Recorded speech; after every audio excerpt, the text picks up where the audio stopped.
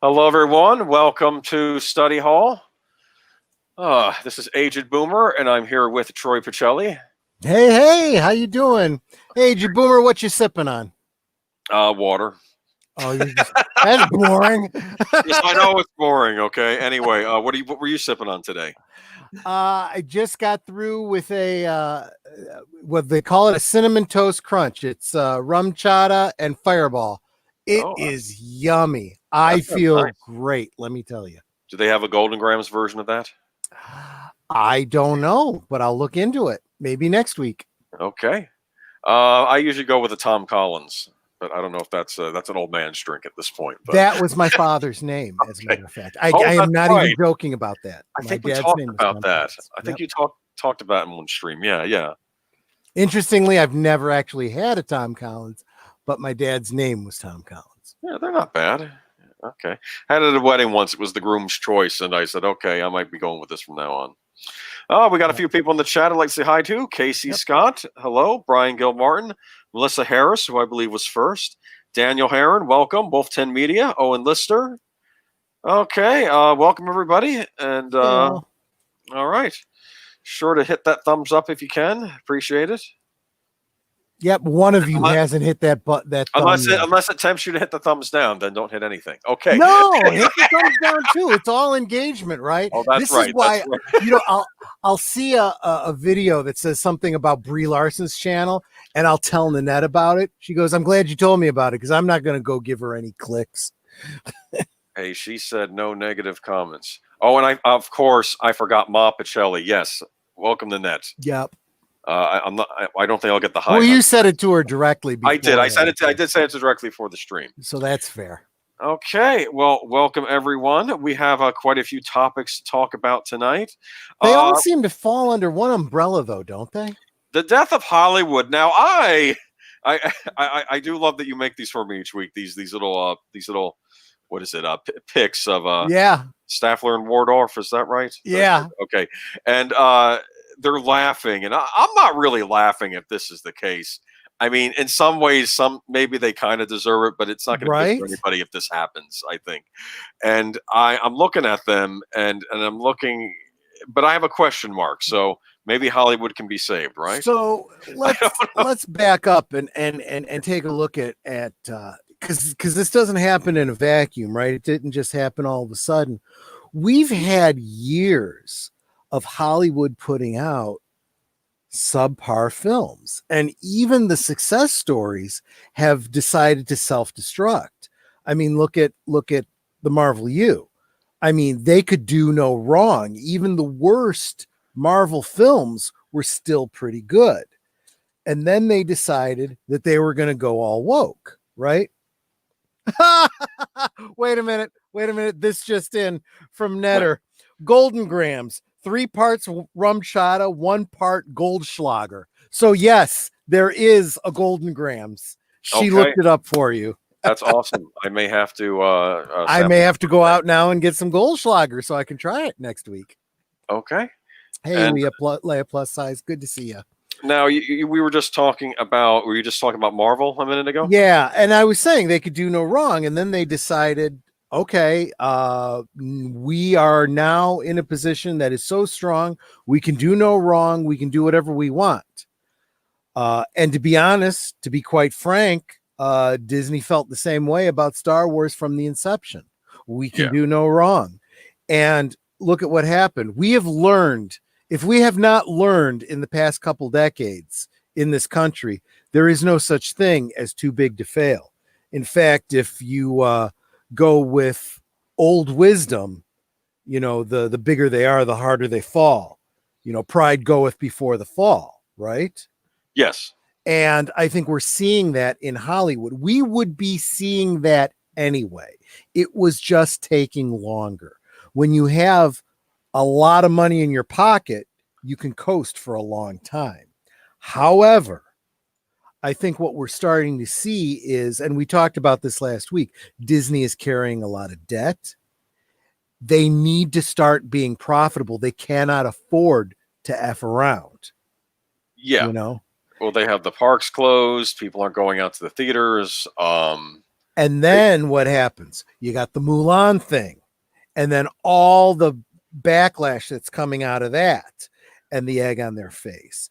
They're losing money on the Star Wars front. Now Marvel Marvel is starting to stall, right? And we have and it's not just Disney, it's across the board. It's Star Trek, it's everything, right? It's Warner Brothers and the DC Comics stuff. And then 2020 comes along. And then we're closing all the theaters. And you can't film anything. And everything comes to a dead stop.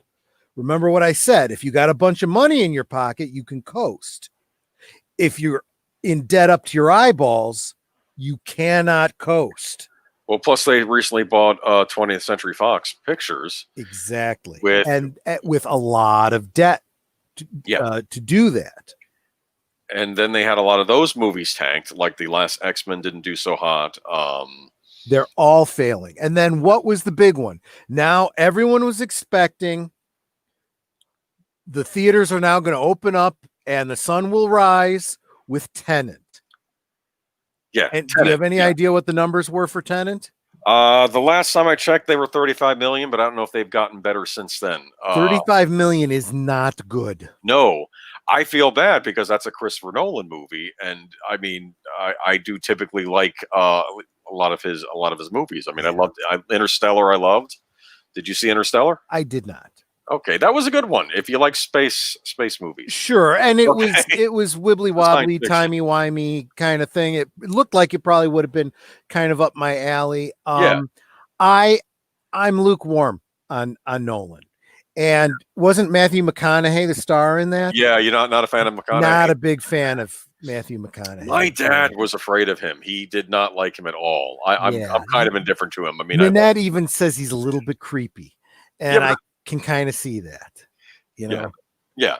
But that's that aside, I have nothing against, Interstellar. I just haven't been real super fired up about getting around to it. I feel that Christopher Nolan is a bit overhyped. I've liked what he's done. Even the Batman stuff I've kind of liked, and I know that's not really 100% popular in the Professor Geek community. No, I understand. Yeah. But it wasn't bad. It wasn't great. It certainly wasn't, Tim Burton, level, but it wasn't bad. Yeah, and I've never known Nolan to get explicitly political in his movies, right? Or to he generally is just thinking with bigger things. Now, a lot of people don't like Nolan. I understand that, but I've always kind of enjoyed his movies. See, and you bring up a great point, because it's far more nuanced than that, right? It's not just about what's being PC and SJW-ish, right? Yeah. Okay. Because over on the Warner Brothers side, that hasn't been a huge problem, really. Yeah. I mean, I'm seeing it a little bit from the kid that's playing Vic Sloan a little bit, maybe. What's the Cyborg, him. Yeah. But other than that, really, I haven't seen much on the Warner Brothers side. The problem on the Warner Brothers side is just crappy films. Yes. The writing has been terrible. The directing has been terrible. I mean, and not to mention just a decision not to give a flying F about the subject matter, So, congratulations. If you don't have the quality there, it's going to tank. So with Warner Brothers too, I always noticed that they were obsessed with two movies: Batman versus Superman, like having them two fight, and also Death of Superman. They were obsessed with getting those made at the expense of whether or not it made sense to make those movies. And then we finally got it under what's his name? Zack Snyder. Yeah, Zack Snyder, who was a director I never cared that much for. Yeah. But anyways. Casey Scott says, addressing you, you hear about the British people demanding to defund the BBC. That's another animal altogether. If you'll permit me, Go ahead.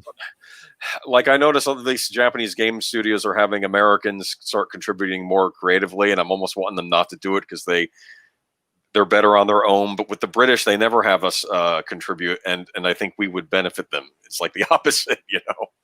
Yeah, exactly. Because even when we do the BBC stuff, sometimes it's woven in better, where it's not in your face. You know what I mean? Yeah. And it's. But anyway, Disney. I don't know. I think Disney's going to change, just from the rumors I've heard. I think they just need to start making money. But they've done some postponements though. But one thing that is not getting off the ground, I guess, on the Lucasfilm end is Indy 5. Yep, that's exactly right. Let me see. I've got that in my notes. Let me grab that one here. Yeah. That was the screenwriter. Wow, there's just so much here. Yes, there's a ton of stuff to talk about tonight. But David Cope, screenwriter of Mission Impossible, Spider-Man, and Jurassic Park, and also the screenwriter of Indiana Jones and the Kingdom of the Crystal Skull, the fourth one. Yep. Which, to be fair, how much did the screenwriter have to do with that movie? But he left Indy 5 for a second time.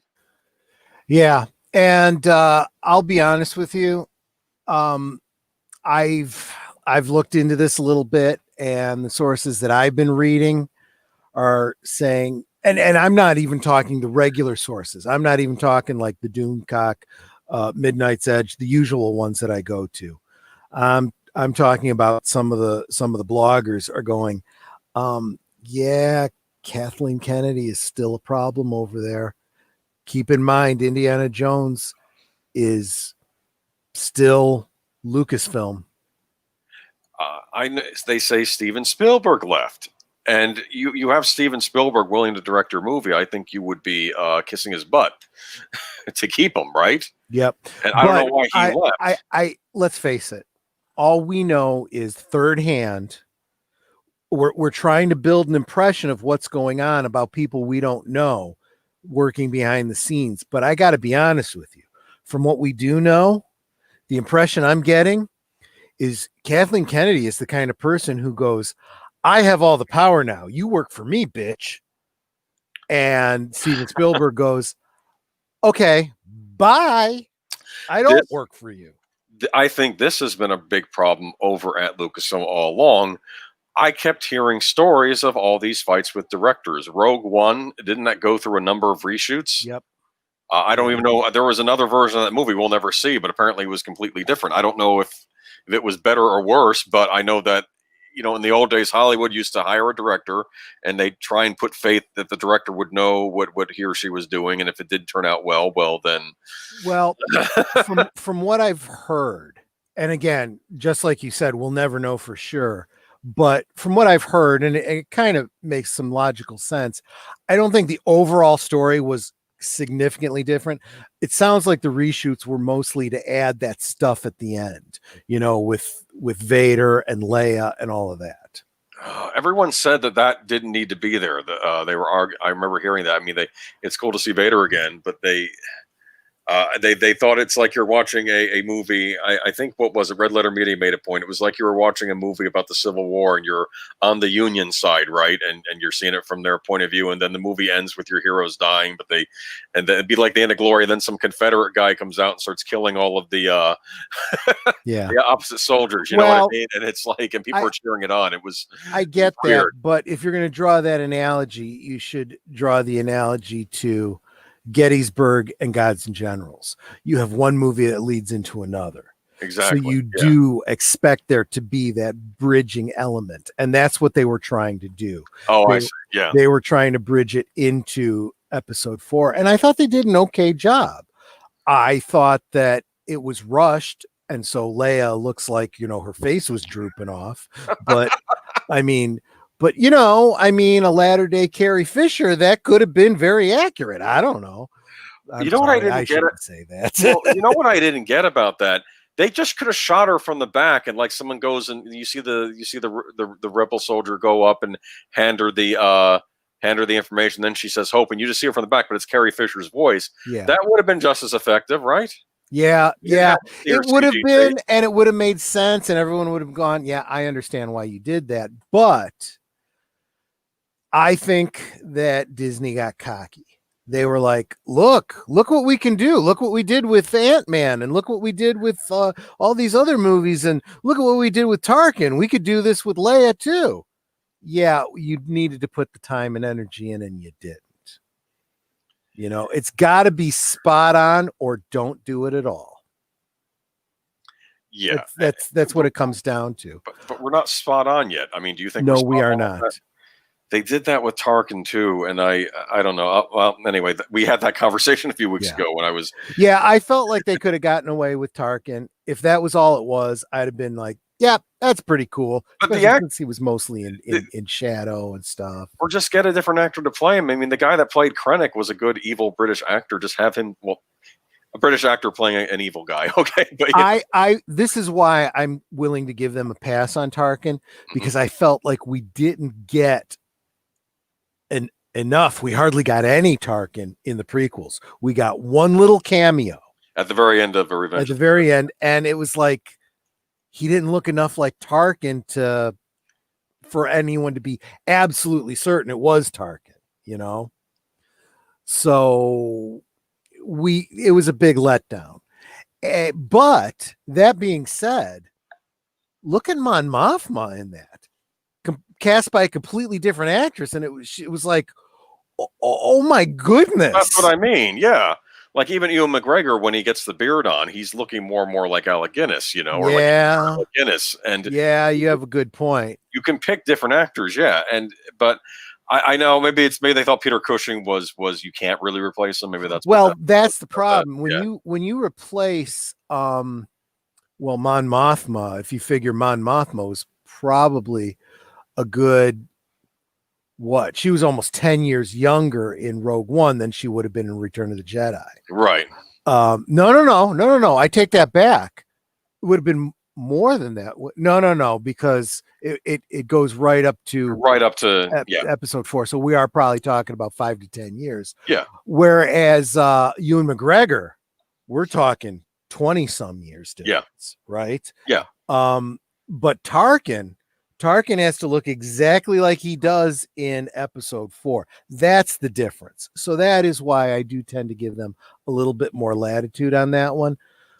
But yeah, you're right. Leia, if you can't do it right, don't do it at all. And they should not have done that. It would have been better if it had been just handing it off, you know. And they wanted to get that Hope line in there for the New Hope and everything. I thought that was a little ham-fisted, but anyway, we've gotten a little bit off topic. If Rogue One was the worst that Star Wars was doing, I'd say they're doing great, but it's not. That was the best they had to offer before The Mandalorian, anyway. Yeah, but yeah. It's bad, and they're taking their lumps and they're getting everything they deserve, and it's starting to reflect in Indiana Jones. I'm starting to see everything that we saw in Star Wars happening with Indiana Jones, and I'm just talking about the struggles behind the scenes that I think are probably directly related to Kathleen Kennedy. Yeah, I mean, I have some quotes here. Maybe this might help. Go ahead. I tried a couple different versions with Steven, and they all had good stuff about them, and they all had some stuff that didn't work, which happens, like it happened with the Kingdom of the Crystal Skull. Sure. But it was just very hard to have everybody come together and have all of the elements. Steven, Harrison Ford, the script, and Disney come together at once, and it didn't. Okay. And who said that? That was the screenwriter, David Cope, the one who left twice. Okay. Yeah. And Variety also reported, according to a source close to the filmmaker, the decision to leave the director's chair was entirely Spielberg's, a desire to pass Indy's whip to a new generation to bring a new perspective to the story. Yeah. Well, here's the problem. They've painted themselves into a corner with Indy because they tried to do that with the last movie, and that movie sucked. You know, and so what? They're going to try to do it again. I mean, is it going to be a sequel to the last one? Or, I mean, it doesn't sound like they even know. And I'll tell you, there's another problem that Hollywood has that they really need to get over. Letting their stars have way too much power in how the movie goes. You're an actor. You act. You're not the writer. You're not the director. Shut up and say your lines. Show us how professional you can be, or walk. That's all there is to it. And if you don't have the gnocchis to say that, then you're in the wrong business. Well, I will say this, Shia LaBeouf, Sure.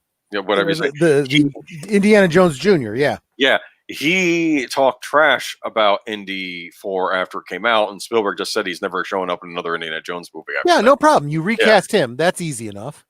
Considering the film wasn't popular and he wasn't popular in the role, that shouldn't be hard to do.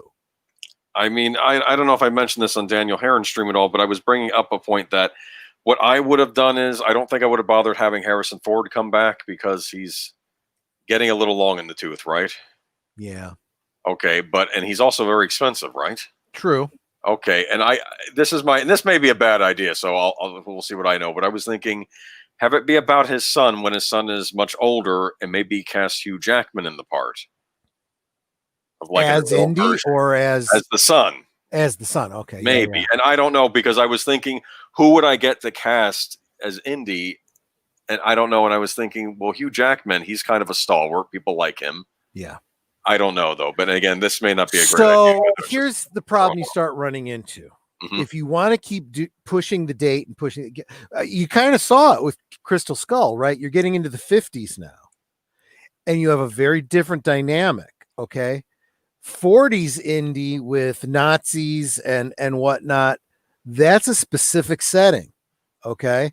You start moving into the 50s, what, 60s, 70s?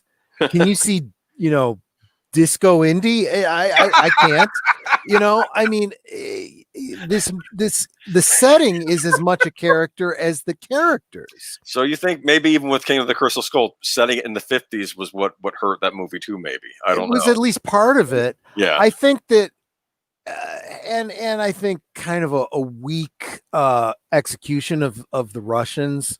They tried to make them Nazis and they're not.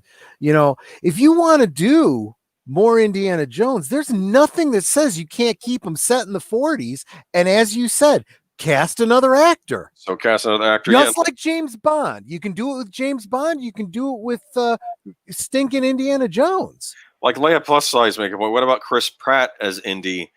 Holy cow, that would be great casting. Yeah. Oh, she said some, but I'm thinking maybe even if you were to recast. I think that's another route you could go. He's contracted with Disney, so he'd be perfect. Do like not even like a reboot, just do more indie stories that take place in the 30s or 40s. In fact, absolutely, there are a lot of stories that were already written that could just be turned into films. Yeah, they did novels and stuff, right? Yeah. There was one that was it a video game or something? Or a comic book I read. I can't remember. It was Indiana Jones and the Lost City of Atlantis. I thought it was brilliant. I said, this could be another Indiana Jones film. It could be set before or after Raiders. It does not matter. I'm even thinking too, even if you look back at the original trilogy, there are some inconsistency there, even though I love all three of those movies. Right. And, you could I wouldn't do the Ark of the Covenant or the Holy Grail again or anything like that, but just do new movies and maybe not worry so much. Maybe you know what I'm saying? You could either have it be part of that or have it be like a soft reboot, but don't tell the same stories again. You know what I'm saying? Exactly. That's exactly it, which is kind of what James Bond does every time, right? Yeah, kind of, yeah. I mean, some of them refer back to previous ones, others don't. Some of them could be set before or after, doesn't matter. Heck, even Indiana Jones, Raiders actually takes place after Temple of Doom. Yeah. So they're out of order, and that's perfectly fine. You can do that. So yeah, I think if they're going to do it, that's what they really ought to do at this point. Yeah, I think that would be the better way to go. Just have fun. I'm with Owen Lister. He says that the Indiana Jones films ended for him after The Last Crusade. Actually, I'll say this. The Harrison Ford films ended there.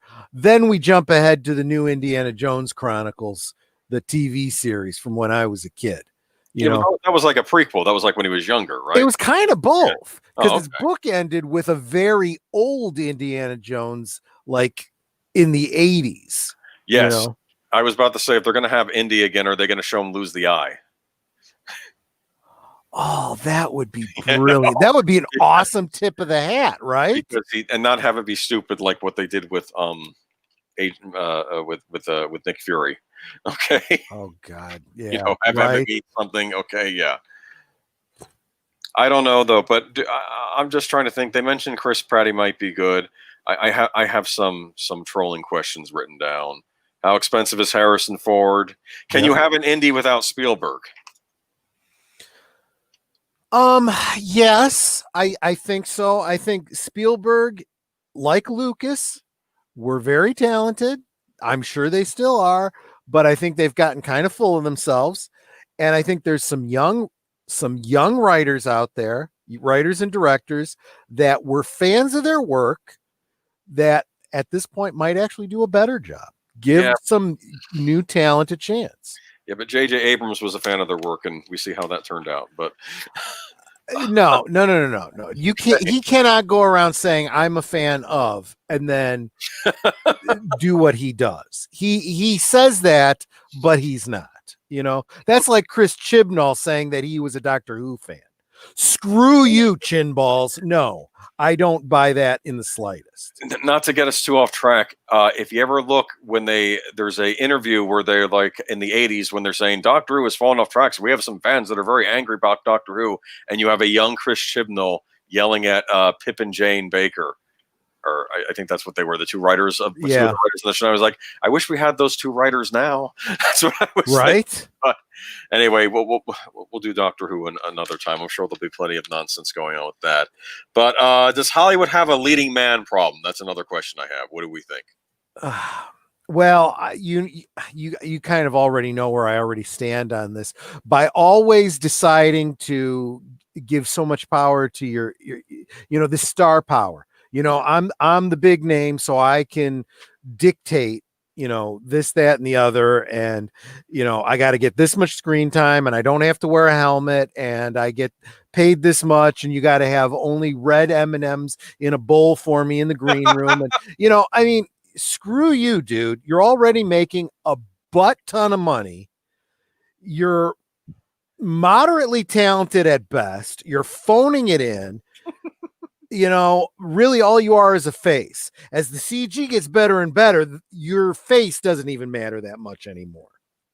And I've always said this, Harrison Ford was awesome before anyone knew who the hell he was. And then after that, he started phoning it in and nobody cared anymore. Are you talking about like his thriller of the year movies he used to do? Yeah. He kept starring in all these thrillers, I noticed, especially when he was getting older, like in his 50s, I noticed. It was like, I mean, even some he did some really good movies, but was he really great in them? I don't know. I think of what was that one? What's that movie where he loses his memory? Oh, I don't remember. I know the one you're talking about though, and it's a beautiful, beautiful movie. But was he really good in it? Yeah, it was a good movie, great story, but his acting was meh. He told the story. Okay, that was good. But if they'd have put another actor in that role, been just fine. If they'd have put in some actor I'd never heard of before, it would have been just fine. I keep going back to, we keep saying that Christopher Reeve was the best Superman. Who knew who Christopher Reeve was before? Regarding Henry. Thank you, Netter. Absolutely great film. Chris Reeve, who knew who he was before he played Superman? Who knew who Mark Hamill was before he played Luke Skywalker? In the United States, who knew Patrick Stewart before he was Captain Picard? Yeah, I mean, or they're known for doing other things, like Michael Keaton was in comedies. He wasn't in we think that's an excellent point. Same thing with Arnold Schwarzenegger. He was the Terminator, and then what? He started doing comedies because he said, I want to do something different. Yeah. I don't want to be, totally typecast. And then when they bring him back to Terminator, then he's doing a comical Terminator, right? I mean, He's So very yeah, I think there is a problem with the star power, you know. It really is a problem, and I think it's less the stars themselves than this idea that we have to capitulate to everything that they want because they have the star power, you know. Oh, I like Wolf 10 Media's comment. What they want when it comes to nostalgia, they want it so they can rewrite it in their image. They have been fed the idea of changing the world, but are never told change happens organically. Well, here's the problem, and I've pointed this out many times, and I think it goes over people's heads. When Disney paid $5 billion for Star Wars, okay, they wanted Star Wars. They wanted the nostalgia. They wanted everything that went with it. They didn't want to completely dissect it and make something new and crap all over it. Yeah. Which is exactly what Kathleen Kennedy and her brigade did. This is not what I would say the same thing about every other franchise that has been crapped all over. Terminator, Doctor Who, Star Trek, Ghostbusters. You get upset when the fans get pissed at you, and it's not about social justice, women, people of color. It's none of those things. It's because you don't give a flying crap about the franchise and what came before. You've decided none of that matters to you, and you're making up something new. Just slapping the name on it doesn't make it that thing. You know, you can slap a Coors label on prune juice. That doesn't make it beer. No, it doesn't. But it makes you want to defecate, just like all these franchises are doing to me. Yeah, I mean, say what you want about Indy 4. It had a lot of problems, but at least it didn't ruin the character of Indiana Jones. You have an excellent point there. He is still Indiana Jones. He was just in a stupid story. Yeah, okay. there are some good things. I mean, I can admit that. I mean, bringing Karen Allen back. Yeah, I like too. That. I mean, there was a lot to like about it, but there was just some really weak elements. I get what he was going for, the whole 50s sci-fi thing. Maybe that's the biggest problem. Maybe I was really onto something when I pointed out that the setting is as much a character as anyone else. And that element makes it not feel like indie. Yeah. Anyway. And I do wonder, though, because I know, wasn't Lucas talking about doing the, it's in the 50s, it has to be UFOs and stuff, right? Exactly. Yeah, exactly. And the logic is sound. I get it. But it doesn't feel like indie. You know, that would be like doing a noir film and setting it in the 80s. I mean, you can do it, but there's going to be something missing, and it's just not going to feel right. You know? I mean, yeah. I mean, could you do...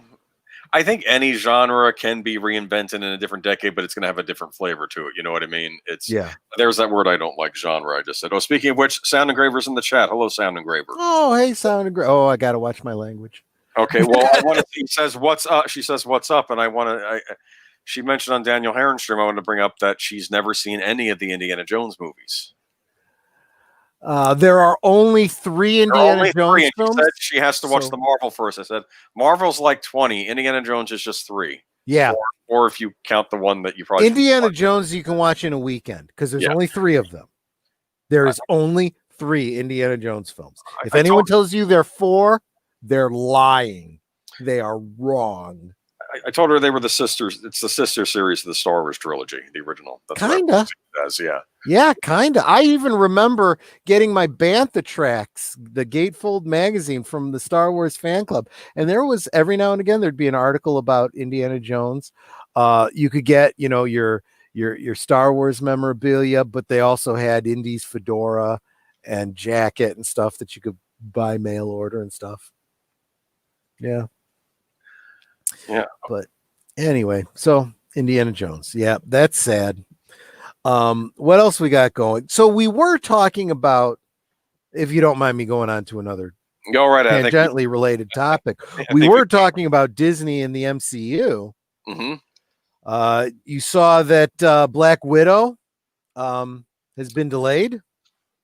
Yes. Hold on. Let me get to it. Let me see. Black Widow. Disney's delay of Black Widow. That was from the New York Post by Alexandra Stigrad. Black Widow, May 2021. Yep.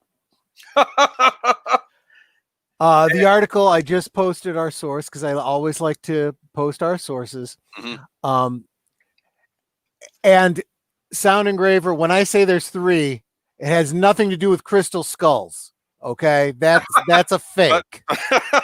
don't make that one of the 3 that you watch. Okay, you'll be very, very disappointed.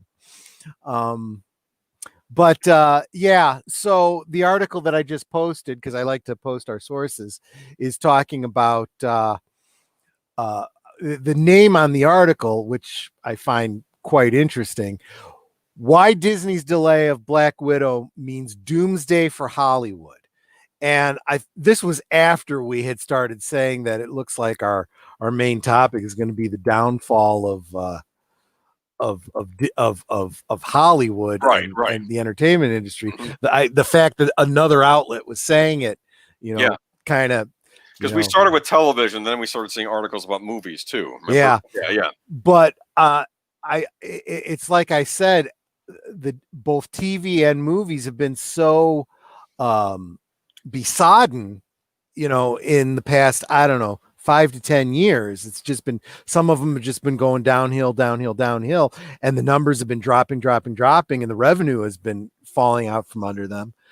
And then you have something like CV hit, and it's decimating. They're afraid to release anything because they can't afford for it to get the tenant treatment. They can't afford for it to go the way Mulan did. They've put way too much money into these films. They can't afford to not make their money back. So what do? They've got to just suck it up and hold on to it until they can do a full release in theaters. So there's an upside to it. Okay. We're being all doom and gloom about the industry, but at least we can say, hey, they realize the value of the local cinema. Maybe this is good news for the local cinema if they can hold out long enough. But my problem is they realize that that's for the local cinema, but is anybody going to the local cinema? That's what I want to know. Not now. That's why they're waiting until things open up. Because my worry is that maybe when things relax and everything's back to normal, half of these movie houses are going to be shut down because they couldn't stay in business. Yeah, that's what I was getting at. Unless it's the big name theaters, I don't think they can. But what'll end up happening is any of them that closed up could very easily reopen. So these people, they own businesses. You lose a business, you got to do something. So you can do it again. But yeah, we keep talking about going back to normal. I don't see it ever going back to normal because as soon as there's a vaccine and we open up again and you can start doing things again and go back out into the world, then suddenly there's another strain and the news starts again and everyone panics and sphincters tighten and pucker and we go back to because they've learned now they can control us now because all they have to do is say oh this is bad.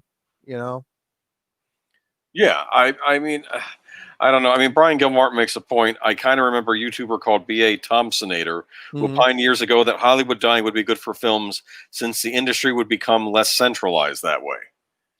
But, okay, I get that logic, and that's fine for the comic book industry.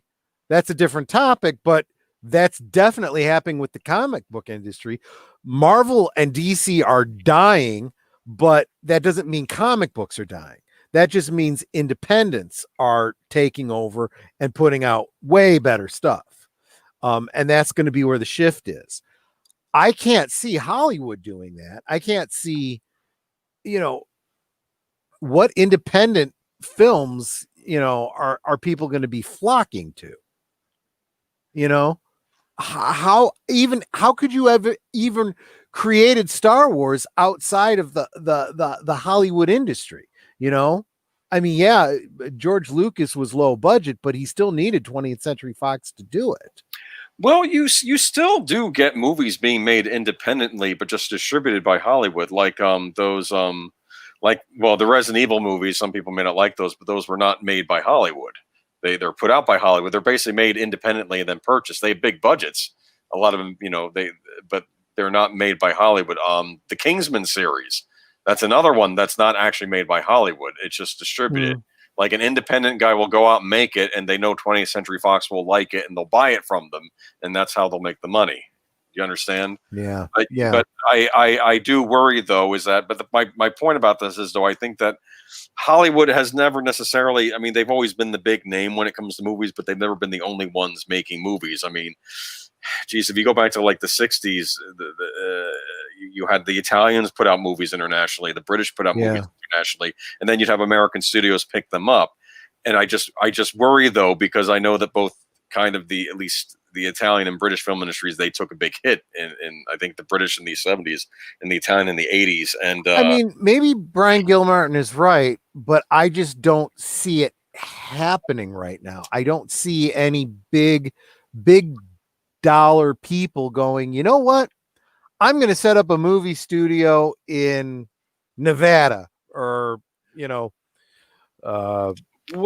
Iowa and start making movies, There is Antonio Sabata Jr. is setting up something out in Texas. Now, I don't know if that's going to be anything near what Hollywood is, but he's sick of Hollywood. He wants to get away from it. He wants to start making his own movies that aren't, and like I was saying, that might work or it might not, though. I don't know. And like I was saying, during the last John Carpenter rewatch, I think there's something to be said for going lower budget. If you have the talent, sometimes lower budgets, having that restriction forces you to be more creative, and sometimes leads to much better films. We watched Prince of Darkness, and I pointed out that it was such a low budget. All the special effects were done in camera. They were all practical effects done in camera, and they were pretty amazing. Some of them were pretty simple, but very effective. Sometimes something as simple as, like the great example is the movie Pulp Fiction, the case, the MacGuffin that they're carrying around. They open it up, and all it is a light bulb inside that shines on you. And it's effective, and you have no idea what the F that is, but it's pretty cool, sometimes that's all it takes, I think this need to have the gore always be, I think the whole Alfred Hitchcock less is more concept needs to come back.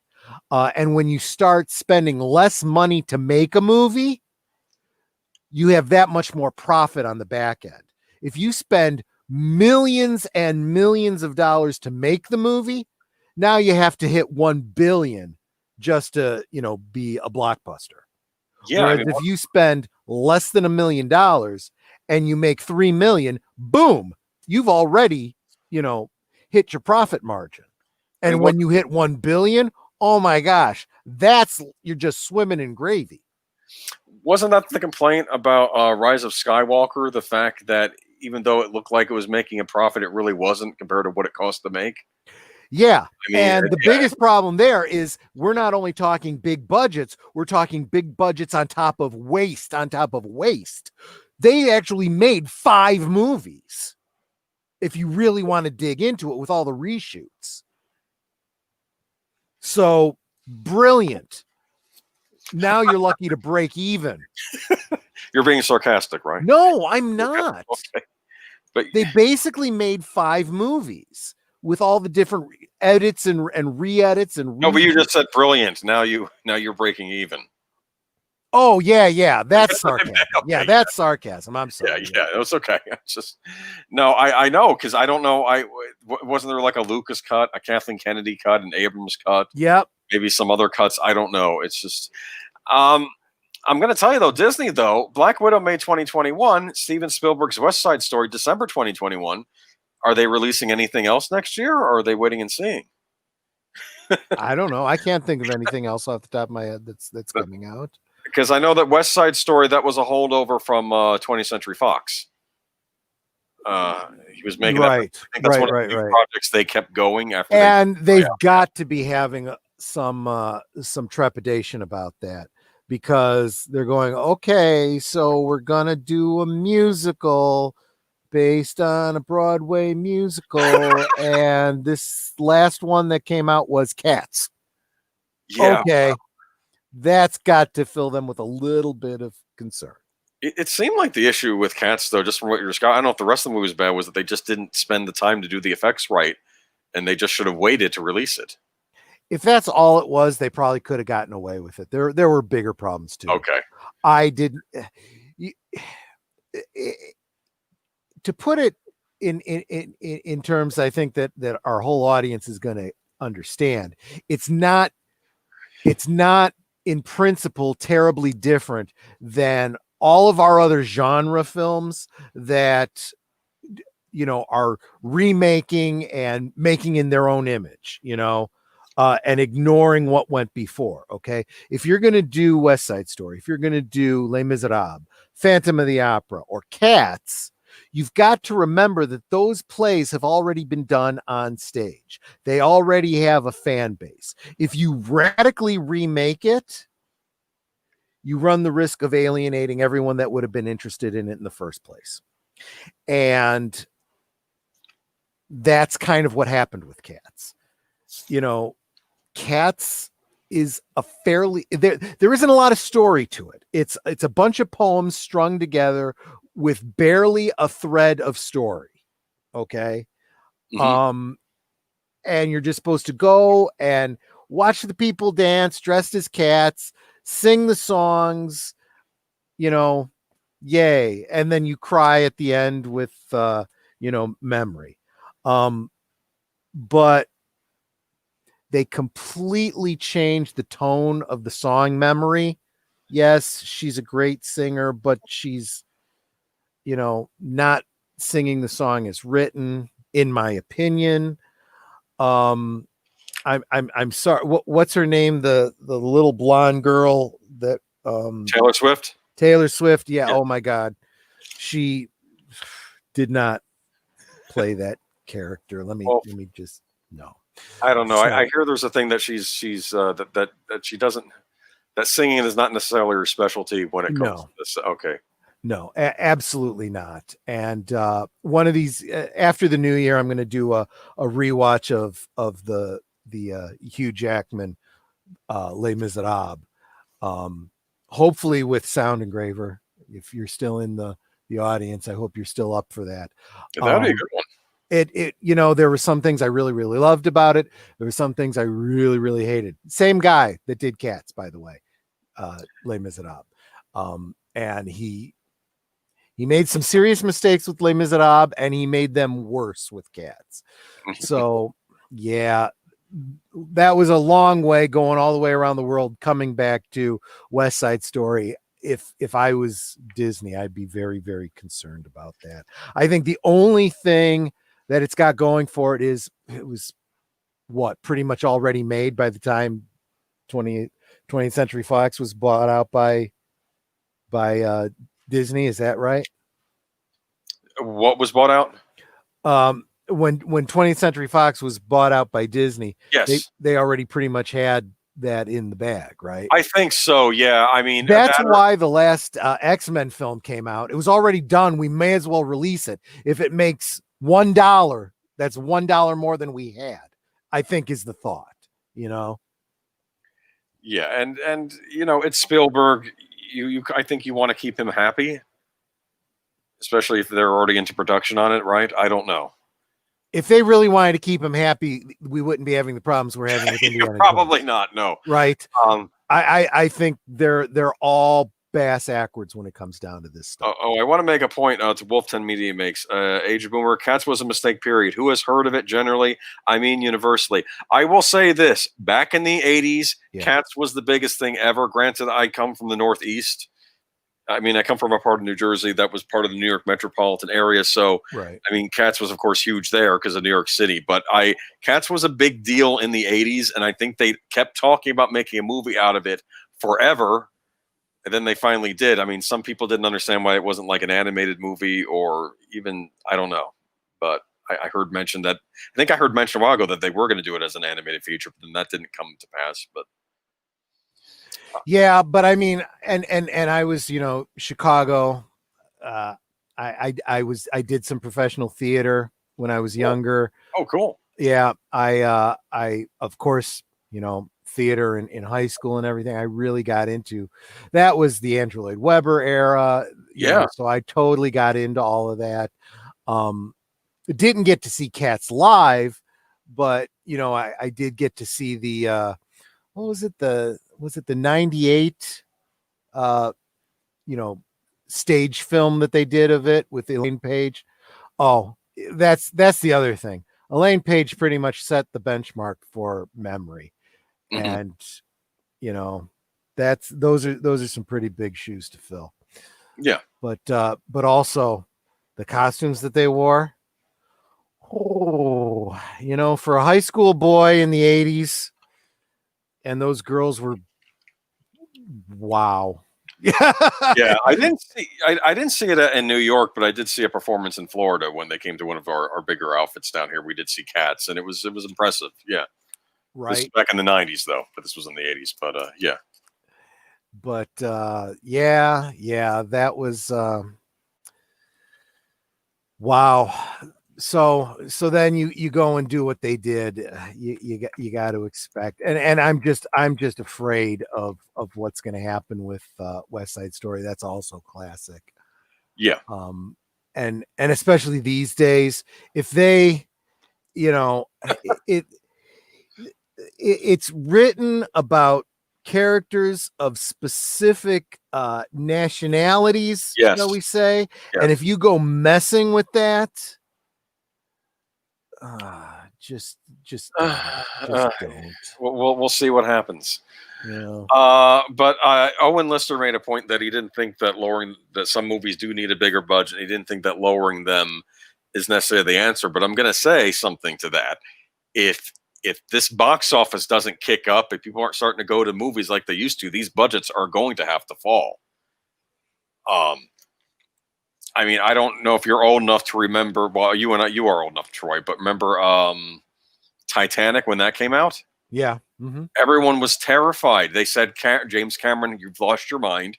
You passed the $100 million threshold. Movies are never supposed to pass the $100 million budget threshold, okay? And they thought this movie was going to tank it. They thought it was going to sink Paramount.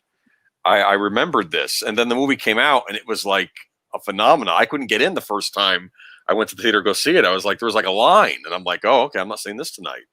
So, but... Well, it's a gamble, right? I mean, It's just like any other business proposition. It's a gamble. You put your money into it and you cross your fingers and hold your breath.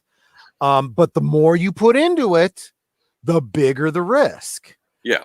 And the bigger the payoff has to be a win, is all I'm saying. Well, if we look at Disney used to be much more conservative with budgets. I was rewatching Who Framed Roger Rabbit over the weekend. Have you ever seen that? Oh, of course. And I forget about it now, but that movie was a huge deal when it came out.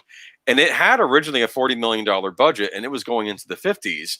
And Michael Eisner was not wanting it. He was saying, I don't want to increase the budget on this thing. But his mentor convinced him, no, give them the money to make this movie, okay? And he did.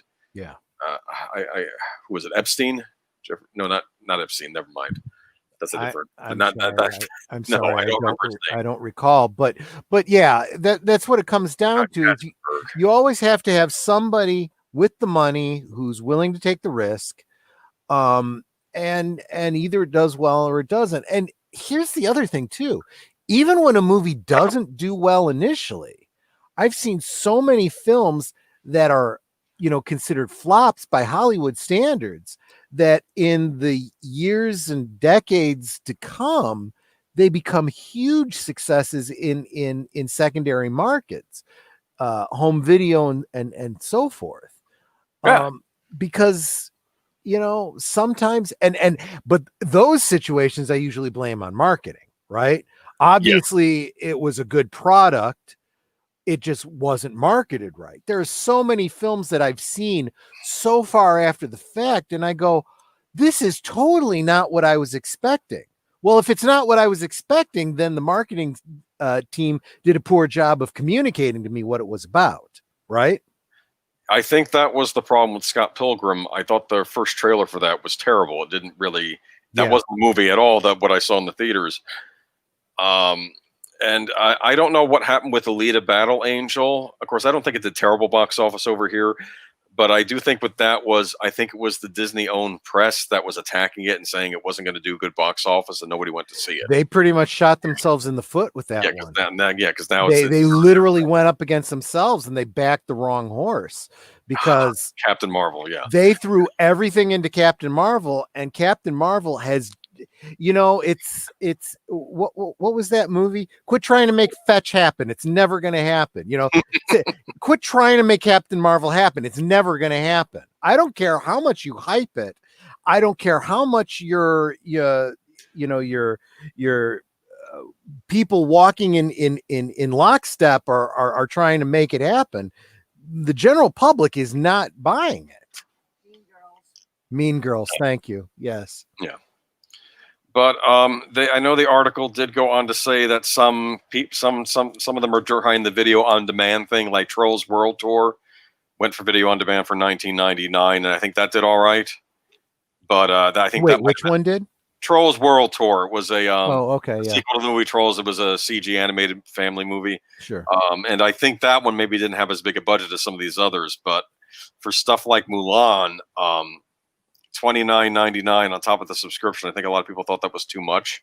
See, that's, I would say Trolls, and wasn't there another one that did really well that was a kid's film? I can't remember off the top of my head, but you're looking at a point in time where you got parents. Scooby-Doo, maybe it was, I don't know. Scooby-Doo movie that they released.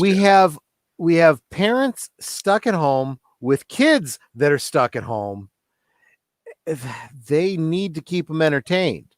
So this is the perfect time. You've got a what do you call a captive audience? This is the time to, if you have that kind of material, release it. It'll do pretty well. Yeah. But people are not going to pay through the nose for something they don't care about. They better love it before you start charging them, like you said, $30 on top of a subscription service, et cetera, et cetera. Especially when they can just watch the original. Right. I've got the original on DVD, and everything I'm hearing is saying it's so much better, and it wasn't filmed in a concentration camp.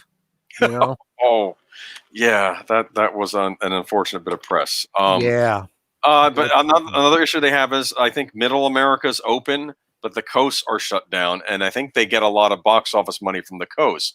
Yeah, I'm sure they make money off of the Midwest and Middle America, but I think a lot of their money does come from the coast, and no one's going to theaters. And I don't. Well, I read that same article. I think you shared it with me. I think you're right, but I think it's not. I think they're misattributing. It's not just that it's the coast; it's the cities.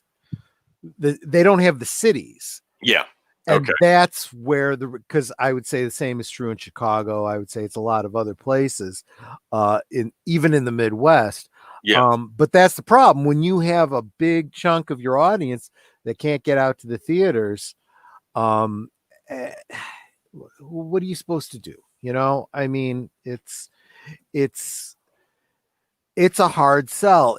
And if there's any question of whether I'm going to like it or not, I'm going to say no. Especially and money is starting to get to be a concern. People are out of work, they can't afford the extra money. Tickets, ticket prices can be nuts in some places. Did I ever tell you my story when I went to see Man of Steel? No, I don't think so. We Why? Well, for starters, okay, that's a funny story because my friend was visiting me in Orlando when I was up there for school, and we had to go see a movie. And the only ones he hadn't seen were Iron Man 3 and Man of Steel. I made the mistake of saying I saw Iron Man 3, and I would have been like, hey, I haven't seen it because I would have liked to have seen Iron Man 3 again because I liked that movie. But he said Man of Steel, and I had trepidations about Man of Steel. And we go to the theater, and we can only see the 3D one, $15 Yep. for a ticket. And I'm like, I could buy the Blu-ray when it comes out for that much. You know? Right.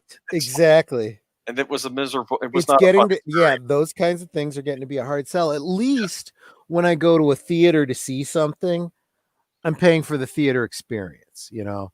Yeah. I'm going, I'm seeing it in the theater, I'm getting the popcorn and the whatever food I'm getting and whatnot. Um, and you know, we still have budget theaters around us, so it's not really all that bad. It's not quite such a hard sell. It's a nice date night, it's Yeah. whatever.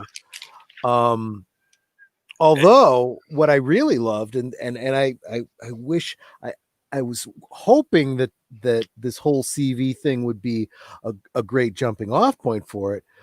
Drive-in theaters.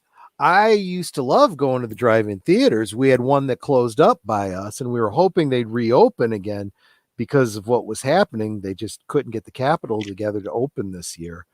But we saw a lot of our opening night Marvel films at the local drive-in. Yeah, wasn't Walmart doing something with those about trying to bring drive-ins back in their lots or something at night? Oh, I hadn't heard anything I like heard that. it may have been in my area, but I know there was talk. I mean, they're movies you've already seen, but they were talking about bringing back. Walmart was trying to do something with drive-ins. I don't know if anything came of that, but like maybe using their property and like like I said, I don't know the details. Maybe I'll look for that for the next stream. I'll see if I can find details Sure. on it. But No, that'd be great to talk about. But yeah, yeah, I think eh, that's it. eh, But I mean, if you want, we can go through the list of other projects that I'm seeing being canceled. well, before we get okay, well, yeah, let's see. Yeah, we can do that. Do you want to do television or do you want to talk about the Flash movie? well, I mean, we could stay on movies. So Are we excited for the Flash movie?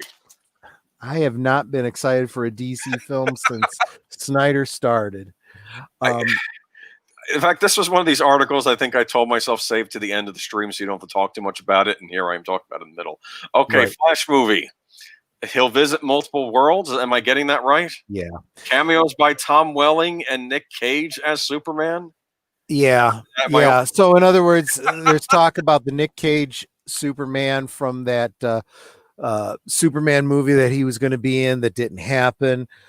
Bringing back Tom Welling again, playing, I guess, the same Clark Kent that we just saw in the CW Flashpoint event, which kind of makes sense because you had Ezra Miller playing that Flash show up in that briefly, so they're trying to link them together. oh, You're going to have, what did they say? They were going to bring in Michael Keaton.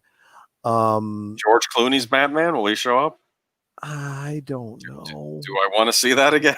Well, if they do, then they're establishing that that's a completely different Batman. Okay, I have a question. Why does Bruce Wayne and Barry Allen look different in the different universes?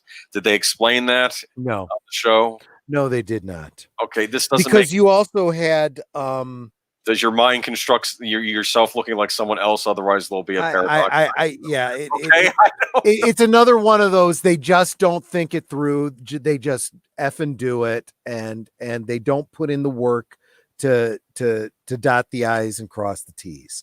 They even commented on it obliquely when they point out that Brandon Ralph, you know, why does Superman of this world look like the Atom from our world? I don't know, wibbly wobbly, timey wimey. You shut the F up, you know? They did that in Rise of Skywalker. Did you know that? There's a scene where they're saying the Emperor's back, and then like, how is that possible? And they said, oh, evil clone, dark cloning or something, or dark magic, and like Charlie from Lost was throwing out these theories, and they don't explain it any further than that. And I'm thinking, No. Yeah. Yeah, you just don't. You have to work on the world building there, guys. That's why there was an article that somebody shared somewhere that it was just clickbait, piss off the fans, Right. saying, yeah, well, the Star Wars sequels proved that, even referring to the comics didn't work. I'm like, what? And the whole idea was, look at all these things that they used from the comics in the in the Rise of Skywalker, and it didn't work. So, the comics wouldn't have worked either. No, you did a piss poor job of using those elements. Those, I mean, say what you want about Dark Empire. It was a way better story than Rise of Skywalker. Yeah, yeah. The Heir to the Empire trilogy was superior, head and shoulders above The Force Awakens and The Last Jedi. Yeah. If you'd have just taken those and made them the way they were freaking written, I mean, even Zack Snyder can take a comic and make it panel for panel. Look at Watchmen. Right. I mean, if you do it the way it's written, everything will be good. You say, I know better. I'm going to just take the elements that I like and throw them into the blender and hit what the frack. Well, you get the box office you get, Yeah. I opened up an old wound there. We've been talking about this for. So getting back to Flashpoint, the rumor is that they're gonna take every person that's ever done a DC character that's still alive and can still fit in the damn tights, throw them in for a cameo, and they're gonna just recycle what they did on TV on the big screen. But it's still get excited about it, everybody. We're getting a movie full of Easter eggs. Is this to endear Ezra Miller back to the audience, though? Maybe by having all these other He's barely going to be in the damn movie. It's a Flash movie that's barely going to have any Flash in it. Why do we think that is? Well, Melissa Harris made a comment about him choking that poor woman. Yeah. What was it, Iceland or something? Yeah, that was. He shouldn't have done that. Yeah, that was a world of stupidity, but I don't even think that's their biggest problem. They don't know what the hell they're doing. They're just making it up as they go. Yeah, because they're still doing that, but then they're doing Robert Pattinson Batman. They're doing all these other movies that aren't part of the Snyderverse, but they're still keeping the Snyderverse. I don't understand any of it. I don't know. I have not understood it since the inception. I said that way back when. You had a good thing going with Smallville. Like it or hate it, it was incredibly popular. Yes. Build your cinematic universe on that. Do what Star Trek did. Take Smallville, put it up on the big screen, call it Superman Metropolis, start doing a couple movies there, and do spin-offs on TV. And they could have started doing their Green Arrow, and they could have used Justin Hatley and spun him off. No, they decided we're going to do a complete break, and we're putting in all new people as Green Arrow and a whole new. Okay, fine. I don't care anymore. I'm not investing again. And then when they have all these different I used to say DC on screen doesn't want their peas and carrots to touch. They didn't want what was in the movie to touch what was on TV. They didn't want this TV incarnation to touch that TV incarnation. They didn't want to build on anything. They start from scratch with every single film they did. And then they go, hey, let's do Crisis on Infinite Earth, Flashpoint, and we'll pretend that all these different versions that we've been doing all this time are just different universes. Great. Let's just destroy all these worlds that you loved all these years, all you fans. You ought to love that. It's an Easter egg. You get to see your favorite version of Superman die. Yeah, well, some of us, watched 10 seasons of Smallville just to see him give up on his powers and stop trying to save the day. Okay. Anyway. Exactly. And hey, not once, but twice. because it's going to happen again in Flashpoint. Please leave my Smallville alone. Right? Okay? That was my go-to favorite show for a while. Okay, and I stuck with it till the end, all 10 seasons. Okay. I know. And Leia Plus Size says, I truly feel Warner Brothers have not thought out this Flash movie. Sounds like they don't have a clue what they are doing. Yes. Well, apparently they did cancel Supergirl. Yep, that is one of the things that happened. Well, but after how freaking many seasons, yeah, I was about to say one. 6 seasons. That's a good run. I mean, Smallville was a weird one because Smallville had 10 seasons. Smallville, as much as I enjoyed it, went way too long. They should have done 4, maybe 5 seasons, and then gone up to the big screen. Yeah, but the funny thing about Smallville is that they kept trying to find excuses to cancel it, and they kept switching around the nights. Like they said, we're going to put you on Friday nights now. No one watches TV on Friday nights. Good luck, Smallville. And then Smallville gets put on Friday nights, and the ratings are still record high. And they're like, oh. And then finally they get the season 10. Okay, final season. You can wrap it up. You're getting one final season, because I think they were trying to get rid of it, and they couldn't because it was just too popular. It was, and that's why I say how short-sighted not to build on that popularity. Like I said, you want to kill it after 4 or 5 seasons, great. Now kill it, do a bunch of spin-offs. They even seeded the spin-offs. Yeah. They brought in Cyborg and Aquaman and Green. They totally could have done that. They even had Easter egg references to Wonder Woman. Yeah. You know, they totally could have done that. And then you turn to Tom Welling and Erica Durance and say, okay, now we're thinking, big screen. Oh no, I don't want to put on the cape, and I don't want the tights. Well, let me write this figure down for you. Okay, where do we go? When do we start? I don't know. Oh, Casey Scott says maybe with Supergirl dead, Batwoman will end with season 2. I don't know what's going on. Batwoman, they had that. I do this whenever we get on this topic. I'm gonna drop the link. I know, like, for example, that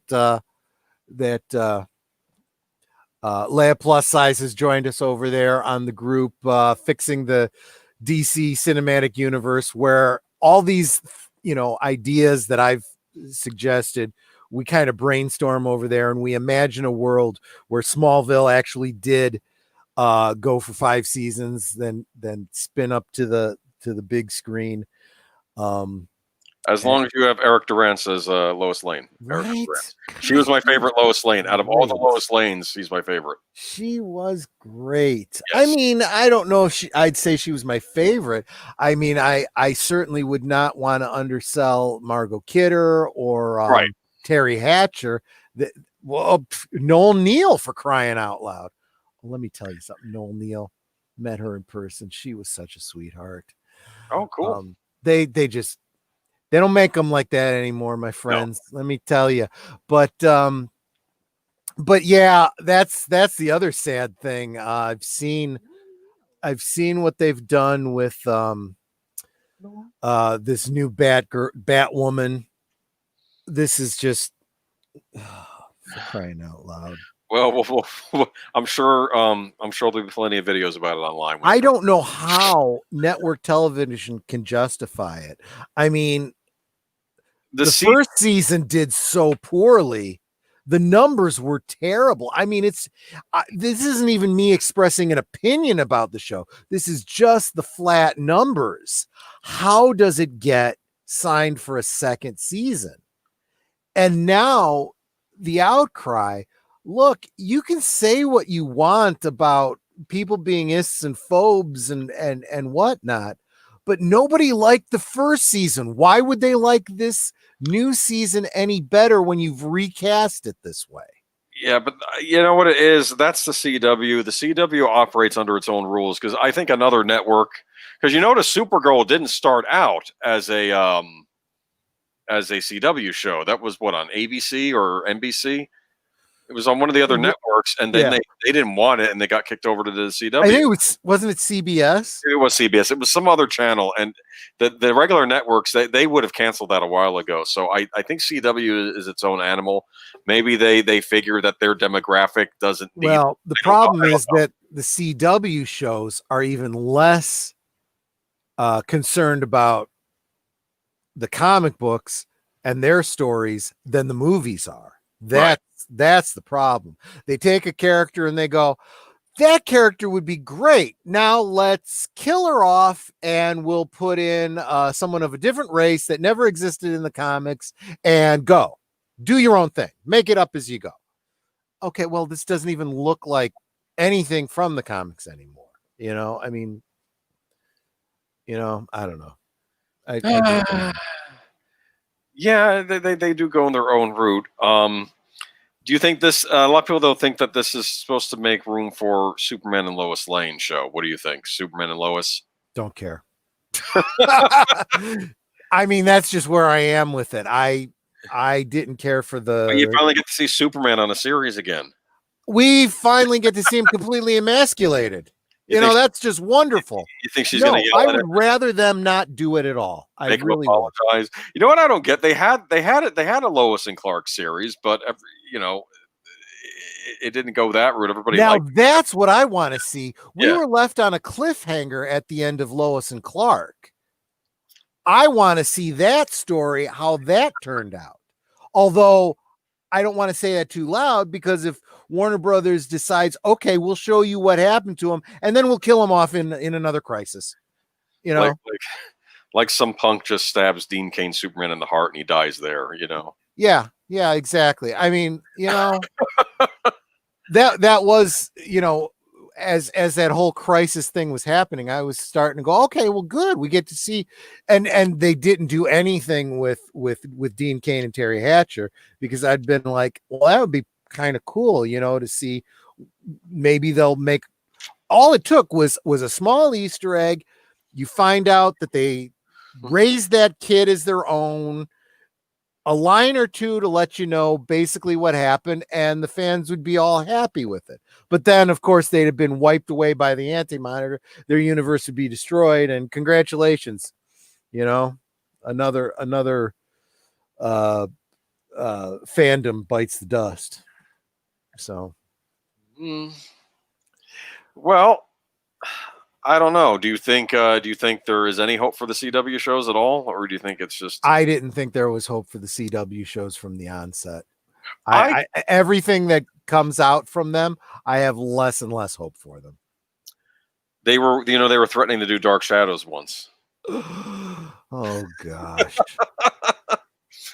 It's funny you say it, because Nanette and I have just been rewatching the 96 series. I saw that when it aired. Yeah. And you know what killed that series? The pilot did very good ratings, but then I think Desert Storm happened, and then all of a sudden everybody was watching that, and they kept putting it off and changing its times because they were doing war coverage, and then it never got its audience back. That was very well done. That killed a lot of things. I had the worst crush on the woman who played Angelique on that show too. I know, right? That had a ridiculously good-looking cast. You could tell they were soap actors on there. But I mean, even Ben Cross back then, I didn't realize it at the time, but I look back now and I'm like, yeah, he was pretty. He was a good cast for Sarek in that Star Trek movie.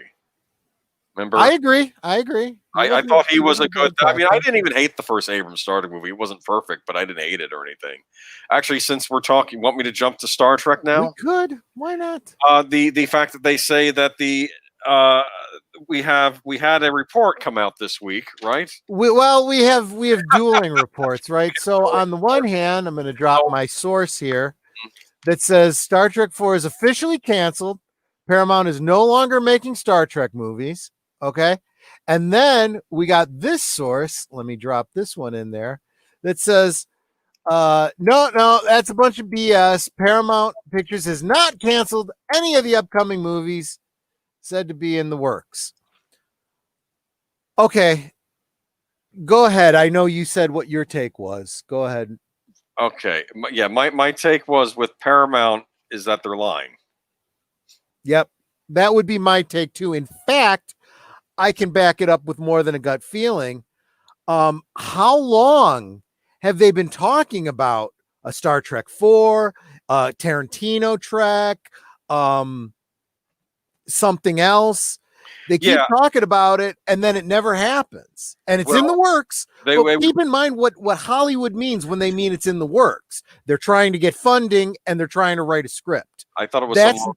That doesn't mean they're like in the studio filming something. I thought it was some two lone guys in a closet somewhere writing writing a screenplay and working storyboards that will never see the light of day. Yeah, I mean it's no more farther along than my fixing the DC Universe Facebook group talking about what we'd like to see happen. Mm-hmm. It's just talk. Now, do we want to go over what the three movies were supposed to be? There was the sequel to Star Trek Beyond, which Right. I heard hit a snafu when they couldn't get Chris Hemsworth back to play Kirk's dad. But even worse, they couldn't get Chris Pine back either. Chris Pine back. Okay, well, because he's going, and well, who are they going to get? Are they going to get Chris Pine? No, he's on to Wonder Woman and whatever else he's doing. Yeah. Are you going to get Zoe? What's her name? No, she's off doing Guardians of the Galaxy. Yeah, I don't know, and I guess Zachary Quinto might still be available. I don't know, but it's just that was the sequel. Then they were going to talk about you can't even get Bones. He's too busy doing The Boys. Yeah. Oh, that doesn't sound right. Moving along. Okay, we have The other project was supposed to be the from director Noah Hawley. I think it was based on the early days of the Federation about how maybe we don't want to all unite, all the countries of the world want to unite and become one Earth and join up and make this Federation. Like I think it was going to be about like what happened, I guess, after First Contact. I think, but it was going to be kind of dark, so I don't know. Yeah, I honestly don't know. I mean, there was talk a couple weeks back. What's her name? Who's in charge now of CBS is saying that they want to, rethink how they want to revitalize Star Trek. So they're taking a break and thinking it through. It's not rocket science. It's really simple. And this is a huge if they're going to do any more prequels, they need to bridge the gap between where Enterprise left off and the Romulan War. That is a story, and the best way to do that, bring back your cast from Enterprise. They said that they were originally going to plan that for future seasons. They were going to have the Romulan Star Empire War, right? It was clearly what was being set up in the story in the last season or two. There was exactly what you were saying about the formation of the Federation, some planets not wanting to, some people within the Federation resisting it, and even starting a terrorist organization. I think they were called Terra Nova to prevent it. Some people in the Vulcan side being for it and against it. And the Romulans working behind the scenes to try and prevent it. Huh. And it was actually shaping up to be a brilliant story, and it was following the canon. It's like we knew that there was this Romulan war. It was never specifically said, but it kind of made sense that this Romulan war is what brought the Federation together against the Romulans. They even went so far as to maintain all the continuity points about how the Romulans were never actually seen. So we didn't know they looked like the Vulcans. Yeah, what would they have worn? Like masks or something? No, we never saw them face to face. It was always ship to ship. Okay, because never communicated directly, using screens. Yeah, because I know that on Enterprise that they had a couple episodes where they ran into the Romulans and that you just heard them over the loudspeaker, right? If there was any communication, that's how it was done. It was never done visually. Yeah. We got to see their ships. The only thing that we knew about their cloaking technology was the cloaked mines. So you still maintain the continuity of they didn't know that they had cloaked ships until Kirk's era, Balance of Terror and whatnot. Now they're the same species as Vulcan, but they broke off. Is that right? Yeah, kind of. Did they dial that back? I don't know.